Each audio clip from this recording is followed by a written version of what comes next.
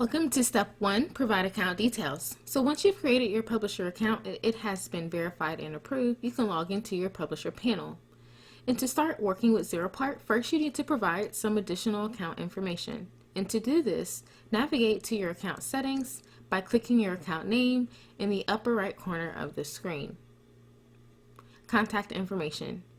So you're going to want to fill out the requested contact details. This enables Zeropark the ability to easily locate your contact information when needed and quickly contact you when required. Billing information and invoicing. So once you've provided all your contact details, make sure you enter your billing information so Zeropark can process payouts in a timely manner. Payouts will be done within 30 days, counted from the end of the month the invoice is issued. Zeropark offers you payouts either via bank transfer or PayPal.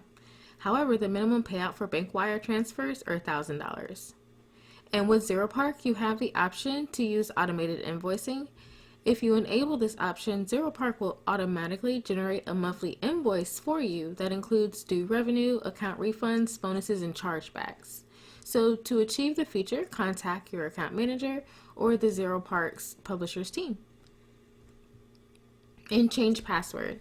If you need to reset your password, you can do this in the Change Password tab in the screenshot that you see below. Alright, so security. Adjust your security settings for security to keep your business safe.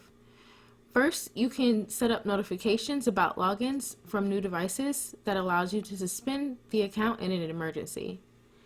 Next, you have two-factor authentication, which is another layer of security based on passcodes from an authentication app, and it's highly recommended. And then last, you have authorized applications where permitted devices with remote access to Zeropark can dial in via the Zeropark Publisher app.